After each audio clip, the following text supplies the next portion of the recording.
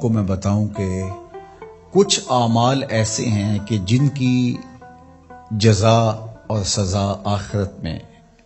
دیکھنا ہوگی، لیکن کچھ اعمال ایسے ہیں جن کی جزا اور سزا دنیا میں بھی بندہ دیکھ کے جاتا ہے۔ ان میں سے ایک عمل والدین کی فرما برداری ہے۔ جو والدین کا فرما بردار ہو، آپ اس کی پگڑی کا کلس کبھی نیچا ہوتے نہیں دیکھیں گے، اور وہ گناہ جس کی سزا آخرت میں تو ہے ہی ہے، دنیا میں بھی ضرور ملتی ہے، وہ والدین کی نافرمانی ہے۔ اس شخص پہ نشان لگا لیں جو ماں باپ کا بے ادب اور گستاخ ہو، آپ اس کو دنیا پہ بھی رسوا ہوتا پائیں گے، دنیا پر بھی وہ سرخرو نہیں ہو سکے گا۔ دنیا کے اوپر جتنے لوگ بھی سرخرو ہوئے ہیں، کامیاب ہوئے ہیں، چاہے وہ مسلمان ہیں چاہے وہ کافر ہیں، آپ اگر ان کی تاریخ پڑھیں تو آپ کو نظر آئے گا کہ ان کے پیچھے ان کے والدین کی دعائیں ہیں۔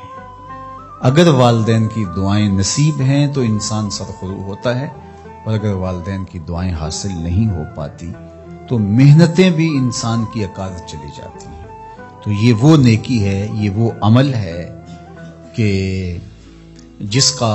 صلہ دنیا میں بھی اور آخرت میں بھی ملتا ہے، اور یہ بدعملی والدین کی نافرمانی ایسا جرم ہے کہ جس کی سزا دنیا میں تو ہے ہی ہے، آخرت میں بھی اور دنیا میں دونوں میں اس کو جو ہے وہ حاصل کرنا پڑتی ہے۔ والدین نیکوکار ہوں، صالح ہوں، پاکیزہ عمل ہوں تو ان کی تو عزت اولاد کرے گی ہی کرے گی، والدین برے ہی کیوں نہ ہوں، یا والدین بہت گناہ گار ہیں، شرابی ہیں اور بدکار ہیں اور اعمال بد ہیں، تو ان کی توہین نہیں کی جائے گی، اور اس بد اعمالی کی وجہ سے ان کے لیے دعائے خیر کی جائے گی۔ حتیٰ کہ والدین کافر بھی ہوں تو ان کا کفر اپنی جگہ پہ، لیکن اولاد ان کافر والدین کی بھی توہین نہیں کرے گی، ان کے ساتھ وہ حسن سلوک کرے گی والدین ہونے کے ناطے سے، اور نیکوکار ہوں، صالح ہوں تو پھر ان کے تو حقوق اور زیادہ عائد ہو جاتے ہیں۔ تو ماں باپ کے ساتھ ہمیں حسن سلوک کرنے کی تلقین کی گئی ہے۔ اچھا، یہاں اولاد کے لیے کبھی مسئلہ بن جاتا ہے، ماں کچھ اور کہہ رہی ہوتی ہے اور باپ کچھ اور کہہ رہا ہوتا ہے، اب اولاد کس کی اطاعت کرے؟ ماں کا حکم الگ ہوتا ہے اور باپ کا حکم اس سے مختلف ہوتا ہے، دونوں کے حکموں کو ساتھ لے کر اولاد نہیں چل پاتی، اب کیا کرے؟ علماء نے لکھا کہ پہلے تو ماں باپ کو ہی چاہیے کہ اولاد کو مشقت میں نہ ڈالے، کہ ایسا حکم دے کہ اولاد پھنس جائے کہ ماں کی بات مانو یا باپ کی بات مانو، ایک کی اطاعت سے دوسرے کی نافرمانی لازم آتی ہو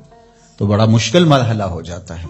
تو والدین کو اتنا خیال اور اتنا لحاظ رکھنا چاہیے کہ ان کو مشقت میں نہ ڈالے، ایسا حکم نہ دیں جو وہ بجا نہ لا سکے، جو ان کے لیے پورا کرنا مشکل ہو، اور بالخصوص ماں باپ کی لڑائی کے اندر اولاد جو ہے وہ پس کے رہ جاتی ہے، ماں کی بات مانی تو باپ ناراض، باپ کی بات مانی تو ماں ناراض، تو اس میں ایک تو والدین کو ہی چاہیے۔ لیکن کبھی اولاد پھنس جائے تو مسئلہ شرعی سن لیجئے، وہ یہ ہے کہ گھر کا حاکم جو ہے وہ مرد ہے، تو اگر ماں اور باپ دونوں کے احکام آپس میں ٹکرا رہے ہوں تو حکم مقدم ہوگا باپ کا، تو اولاد کے ذمے باپ کے حکم کو ماننا ضروری ہے، لیکن خدمت میں مقدم ہوگی ماں۔ جب باہر سے بچہ آتا ہے تو کھانے کے لیے یا کوئی چیز یا رات کو ٹانگیں دبانے بیٹھتا ہے تو خدمت میں مقدم ماں ہوگی، لیکن حکم کی تعمیل میں مقدم باپ ہوگا۔ تو شریعت اسلامیہ نے ہمیں یہ حکم دیا، چونکہ خدمت میں یہ جو حدیث میں نے آپ کے سامنے رکھی ہے، تو صحابہ نے حضور سے جب پوچھا کہ ہمارے حسن سلوک کا سب سے زیادہ مستحق کون ہے، تو فرمایا اماں کا، تیری ماں،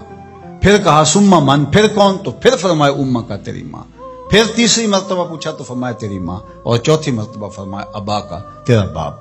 تو اس اعتبار سے خدمت میں ماں مقدم ہے، لیکن تعمیل حکم میں باپ مقدم ہے۔ تو باپ اور ماں یہ اللہ کی رحمتوں کے دو روپ ہیں۔ اللہ نے باپ کے سینے کے اندر بھی ایک اولاد کے لیے محبت کا جہاں آباد کیا ہے، اور ماں کی ممتا اور ماں کا پیار اور ماں کی الفت، یہ تو ایک کائنات ہی الگ ہے۔